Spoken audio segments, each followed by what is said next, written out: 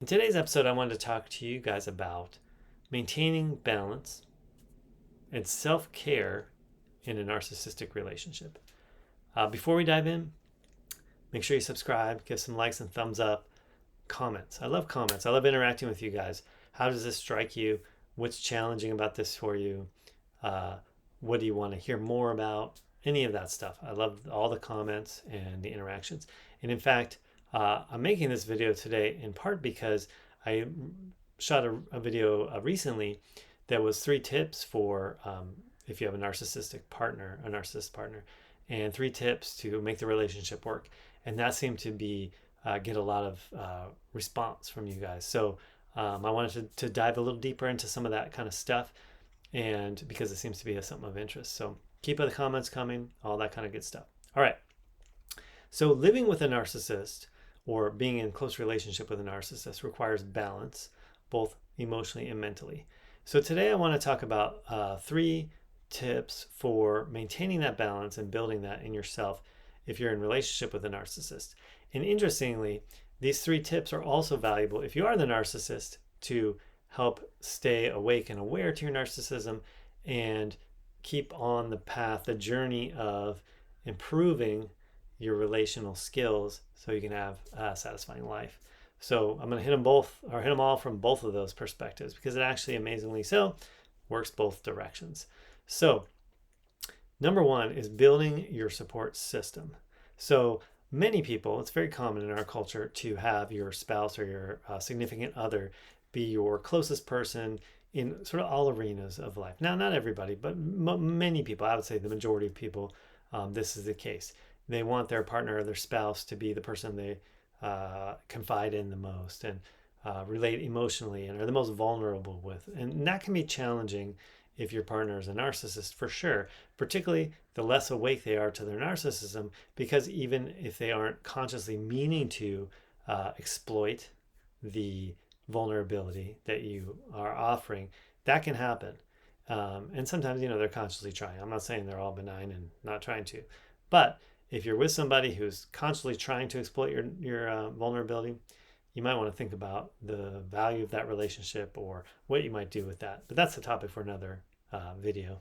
And but what I want to talk about is number 1 of the 3 is building a support system.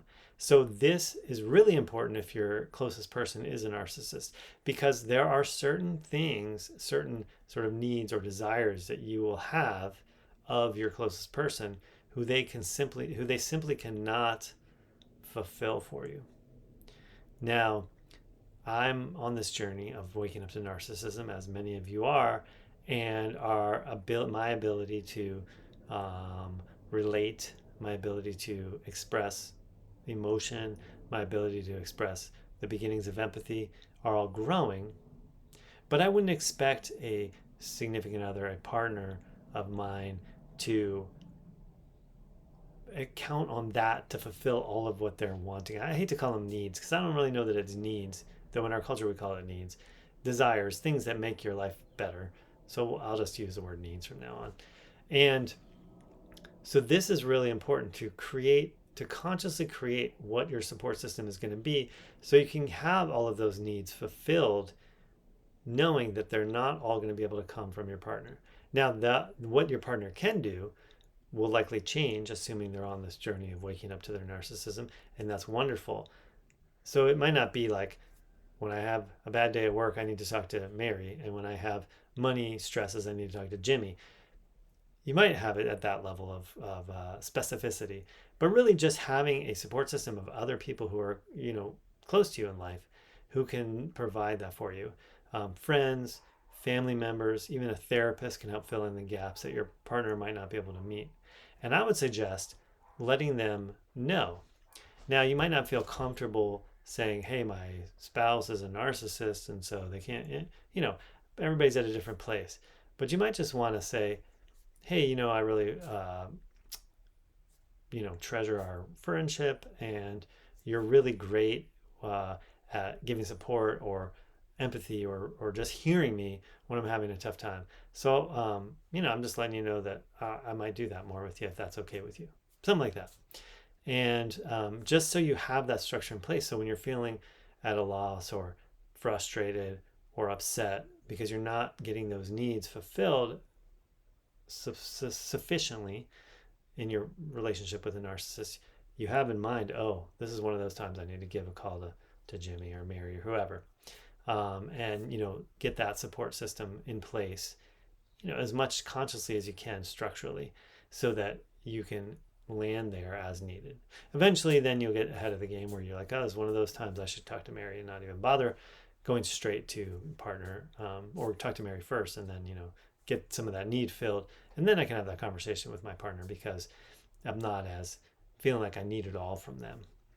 So likewise, with the narcissist, consciously building your support system is also valuable, because as you're working your way through this journey of waking up to narcissism, there's an opportunity for a lot of frustration with your closest relationship, your partner and spouse, etc. Because one, in most cases, if you're here, you started that relationship with them prior to being awake to your narcissism. So there's a lot of historical booby traps or minefields that you have to navigate. Not that you shouldn't navigate them. It's important to do that. But having a support system outside of that relationship, having some other people who you've expressed intimately to, meaning you let them know about the differences with your narcissism and you have an agreement with them that that's something that they're good with continuing the relationship with you and trying to understand you while you're being, authentic and real with them about what's really so. So that can be friends, family, therapists, also on the narcissist side. Okay, number 2, setting clear boundaries. So this is sort of folds after building the support system, because there may be times, and probably will likely be many times, when you're in the middle of something and it's not really the right time or space or relevant to pick up the phone and call, Mary or Jimmy, but you want to have those boundaries clearly set in mind when things start to spiral out of control in the wrong direction, that you can back it up or stop it. So something like, hey, I need time to process this on my own. I appreciate your willingness to help when I'm ready. So just catching it in the middle or ahead of time. You may come home from work, have a really bad day, tough boss, whatever the case may be, start telling your narcissist partner about it, and suddenly realize, oh, this isn't going to go well because they're not going to be able to give me what I need at this moment. Hey, I know I started telling you about my bad day, and I so appreciate your desire or willingness to hear about it, but I'm just going to take some quiet now and maybe give Mary a call. So talk to her about it and, tell you about how that goes later or something like that. Just this is understanding. It's kind of like a boundary in yourself in a sense, which I guess all boundaries really are, that, oh, I'm aware and I'm conscious that I can't expect to get all of those needs met by this, my narcissist partner. That's okay, but that doesn't mean that I don't get to get those needs met. I just need to know where those boundaries are. Similarly, with the narcissist, though the boundaries are perhaps different, for me, what I notice is I start to get into that panic mindset of, oh my gosh, they're wanting something from me. I don't know what it is. I start searching around, what is it? What happened last time, this and that, and, this craziness that goes on. When I start to notice that happening, I have to have that boundary in myself. I'm not going to continue down that road of insanity. I'm going to stop it. And I'm going to say something like, wow, I got to stop this conversation now because all I can think of is what you're wanting me to say. And I know you're not trying to do that. It's all coming from me, but I can't be here present and authentic with you if that's where my mind is. So let's take a break. Let me go, get some fresh air, come back, see if we can restart. Maybe we can, maybe we can't. Maybe it'll have to be a different day. But having that clear boundary in myself that I'm not willing to go down that road of the insanity anymore is important, is an important structural thing to maintain my balance as the narcissist. All right, number 3, prioritizing self-care. I don't love this term self-care. I think it's kind of one of those overused terms, but who cares? For the purpose of this video, we'll use it. So this is like those things that help you feel more at home in your body, more at ease with yourself, take you out of that rat race mind. Because for me as the narcissist, as what I just described a minute ago about like feeling like somebody wants something from me and my mind's racing and trying to figure out, that's like an insanity that really pulls you out of being grounded and present in yourself.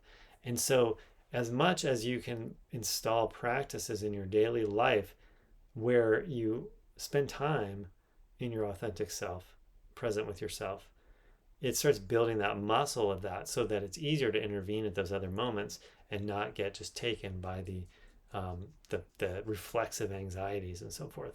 So this can be things like spending time journaling, it can be exercising, it can be time with other friends who you feel more at ease with. For me, really a big one is spending time outside in nature. I try to do that as much as I possibly can. Just go out in the woods and stand there, honestly, or walk around. I have some hobbies that take me out into the woods, like mushroom hunting and so forth, which I love to do. But being in the woods is really the key for me with that. So that's a big one for me. Listening to music's another one too. Just putting on some headphones, just, tuning out the rest of the world, listening to music 5-10 minutes, going on a walk, petting my dog. It doesn't have to be big things. It doesn't have to be going to like a spa day somewhere or buying like a $5,000 infrared sauna for your house. If you want to do those things, great. But it doesn't have to be that. So likewise for the non-narcissist, the normie in the relationship, equally so, because I commend you for being willing and wanting to stick with it with your narcissist partner, to see that they're a whole person that has healing to do, and that you're not just going to move on because of that, and you're really going to put the time and attention in to really make the relationship work because you love them or whatever the case may be. So giving yourself that space and that time to be present with you is also going to be so valuable in terms of allowing you to stay centered, stay grounded, stay moving in life, and not get beaten down and torn down by the sort of unconscious dynamics that have occurred, I'm sure, and will continue even with the new efforts to change things. All right, so those are the three: building a support system, setting clear boundaries, and prioritizing self-care. So maintaining your balance ensures that you can navigate this relationship while staying true to yourself. All right, make sure you subscribe, give some likes and thumbs up, comments below what's working for you, what's not. I love to interact in the comments, and I'll see you next time.